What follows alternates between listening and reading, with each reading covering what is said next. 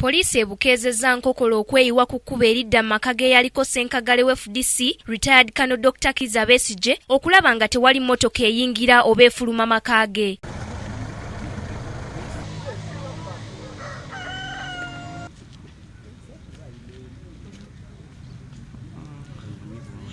Obutabaako nga bulijjo ku luno Besigye abyekwatidde munajje emisanvu mu kkubo eridda ewuwe nga wano bakubaganye n'abapoliisi n'abategeeza nga bwe bali mu makagge era nga tebalina lukusa luziyiza bagenyi be. This is my home. Get off. This is my home. This is my home. Get off here. This is my home. I'm not insulting you. This is my home. You cannot come and make fujo like this in my home. Besigye abadde tasalikako musale owedde ayambibwako abagenyi be okujja emisanvu mu kkubo nga bwe balwanagana ne poliisi n'agitegeeza nga bw'esussizza ejjoogo lyayo mu makagge. I cannot allow this in my home. No way. No way.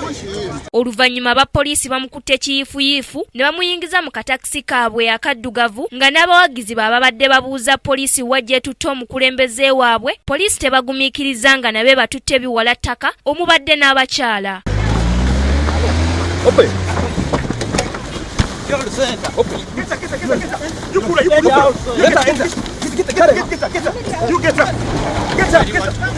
get up very fast. Where do you want to go? Why are you taking him? Why are you taking him? Is he your father? He's a warrior.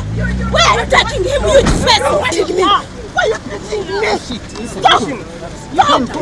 Stop! Pull that door. Okay, pull the door, pull the door. I need my phone! Why are you touching my phone? Stupid! Why are you touching my phone? Why don't you do your work? Then I touch it again, you see me. What's this? Look what you're doing to me.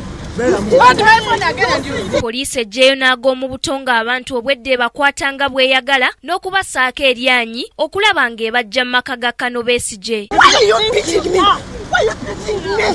Stop! Stop!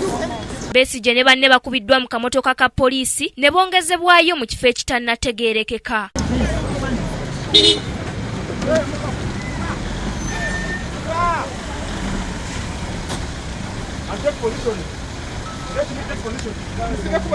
Ku lwa Kingdom TV, Nasaka Joeria ne Kiberu Siraaje, amalindirire. This is Kingdom TV.